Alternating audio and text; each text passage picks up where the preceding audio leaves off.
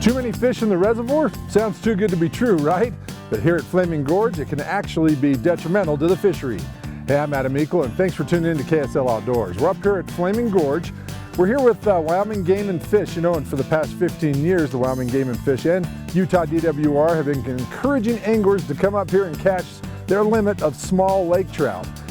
We're back up here with Rob and Alan with Wyoming Game and Fish. We're going to go over techniques on how to catch them from shore, from a boat jigging, and even trolling.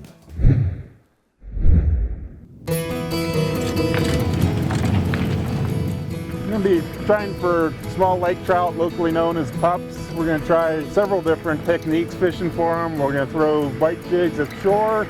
We're going to do a little bit of just vertical jigging if we can find some structure that the fish are hanging on in the deeper water. Then we're going to try a little bit of side planer action. We're going to troll the shoreline and run our side planers in 20 to 10 foot of water to be able to keep the planers in shallow and keep the boat out safe where the water's deeper.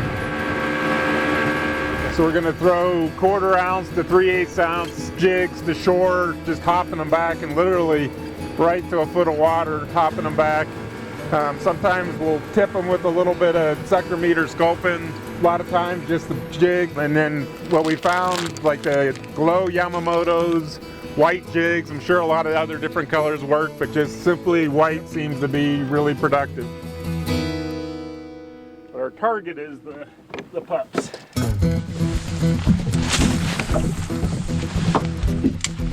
There he is. Looks like a pretty good fight. Pretty good fish. Ooh. Nice. That's an adult, likely looks to be a female. It's gonna have quite a few eggs in her, contributing to the problem we have up here on Flaming Gorge with too many of these little fish. So we're gonna harvest her and help the fishery. What I equate these small lake trout, and when I say small, I'm talking the 18 to 21, 22 inch fish. I equate them to a brook trout population. I think any of us that fish have fished the mountains and we catch a pile of little brook trout. They're 6, 7, 8 inches long, and they're stunted. They don't have enough food resources to grow big. Brook trout can get up 5, 6, 7 pounds, but they can't in those situations. There's not enough food. Exactly the same thing is happening here. We've got too many little lake trout, adult lake trout mind you, but they're small. There's not enough food for those fish to grow, so they're staying small. This is a lot similar to how we fish for spring walleye. Casting up toward shore, and just popping that jig off the bottom real slow. Way out deep. Oh, there he is. Nice. Feels like this to make sure he's there. Doubled? There you go. Oh, we doubled up. Doubled up.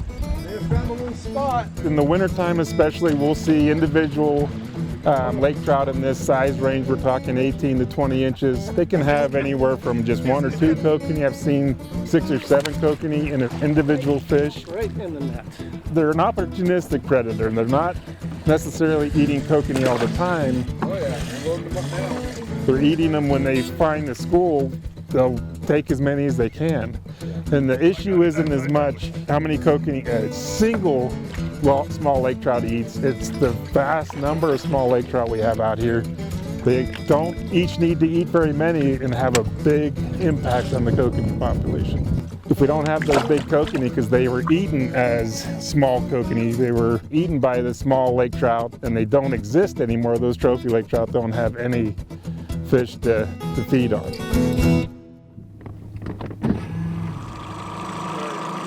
We're gonna try a little bit of trolling. We're gonna try using side planers to run the lures in that 10 foot to 20 foot range and just work the shoreline where we know the lake trout are at the moment. We're gonna just try a squid here with a little piece of sculpin hanging behind it. And then coming off the side planers, if you use side planers or you're long lined, you find that using a regular dodger, they're so light they just come up to the surface and skim the surface. So I've started using these Cyclops MEP spoons as my dodger. and then just have my squid behind it, and the MEP spoon keeps me down 5 to 7 feet under the surface and allows me to fish shallow without the dodger going on the surface. The Wyoming Game and Fish and the Utah DWR have spent a lot of time educating the public about this small lake trout problem.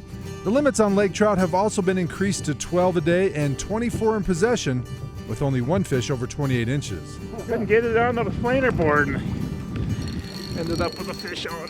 Some anglers are taking advantage of this resource, and according to biologists, they still need more anglers to do so. But if angling pressure doesn't reduce the population, there are other options available, but biologists would rather not go that route.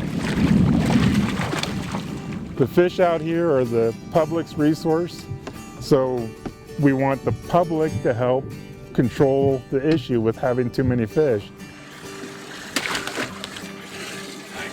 You fish in there now?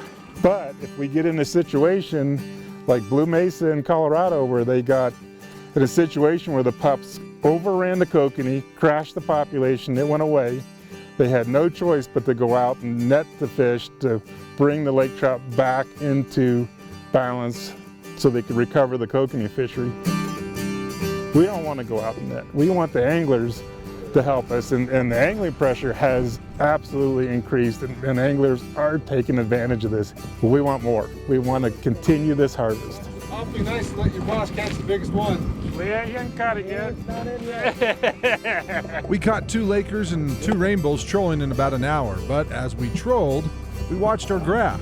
As soon as we saw a few on the bottom, we dropped some tubes and grubs and tried some jigging. There he is. Double set. Triple set. There's another one down there. There's Adam Eagle, catching the first fish of his life. Hook him again. Let's make sure. Yeah, good work. Double tap these things. Rob really likes to use 30-pound Berkeley nanofill line and 15-pound fluorocarbon tippet. He says nanofill allows him to cast far and is strong enough to set the hook into the lake trout's hard mouths, whether he's casting to shore or jigging the bottom. Yeah, good work. Nice one.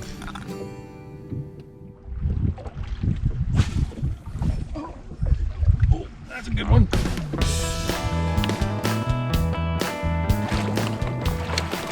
Shallow, wasn't he? He was right in shallow. By far our most successful technique today is casting tubes and grubs to shore. Alan Oh, there he is just wrecking them.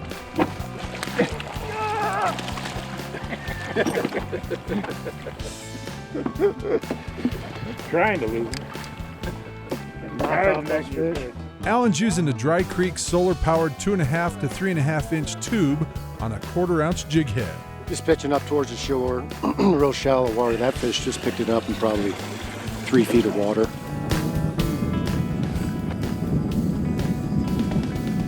Bottom? Heck no. Rob says this bite should last through the end of October, maybe even to the first week of November. Predominantly we see the lake trout spawning on the east shore, but there's a few pockets where we'll see them on the west shore. But any really gravelly, cobbly bank that has a pretty aggressive slope, not vertical, aggressive slope that's close to deep water, close to that 100-foot water, is going to be holding the small lake trout that are spawning. Oh, he's got another. That's a screamer. On that boy. Over the next couple of weeks, it's going to get really good. The fish will be up shallow, vulnerable. They're really aggressive when they're spawning, and it's just a hoot. For the 3rd straight year, Buckboard Marina will be holding the Pupulation Control contest. It's a chance for anglers to catch a small lake trout and win some cool prizes, even some cash prizes. That's going to start in October 20th, and it's going to run through June 12th, and that's a tag contest. So we're going to have 100 tags out there from this year, and there's still tags out from last year and the year before. If you catch a tag fish, you take it in the buckboard. If it's this year's, it's going to put you in the running for some really great prizes, a drawing at the end of the contest. If you catch the previous year's fish, then you're going to get instantaneously get 25 bucks just for turning that tag in. But you got to be registered. No matter what, you got to be registered for the contest. The other thing Buckboard's doing with the help of Camp Chef is they're going to have 2 great registration prizes. You register for the contest, your name immediately goes into a drawing, and you're going to have the opportunity to possibly either win a Camp Chef pellet grill or $500 cash. Whoever's name gets drawn first gets to pick. Whatever's left over, the next name gets. So it's a pretty big incentive to put down 25 bucks to register for the contest and be in the drawing. If you catch a tag at the end of the contest, those tags will be drawn and money will be given away for those. And the money being given away is based on the money that comes in as registration. Like Rob was saying, the more people that sign up for the Pupulation Control contest, the more there's going to be paid out for those people that do catch those tagged fish. And don't forget, you can win a Camp Chef pellet grill just by signing up. To do that, log on to buckboardmarina.net and get your name in the hat. Fishing close to shore should be good, really good through about the 25th of October, maybe the end of October. Okay. And then they'll start moving out deeper, although you'll still catch fish. Still catch some pups close to shore. Okay. And always a rainbow or? Oh yeah, lots of rainbow, cutthroat, yep. Okay. And you were saying earlier that you're seeing more cutthroat up lake a little bit. Right now it seems like a lot of cutthroat and really good sized ones. I mean, fish in the 2, 3, 4 pound class are up north of Buckboard in that confluence Lost Dog area. Hey, get down here to Flaming Gorge. Come and make some memories with your family. Come and take control of this population by doing your part and catching your limit of lake trout. I'm Adam Eagle, KSL Outdoors. We'll see you next weekend. Good night.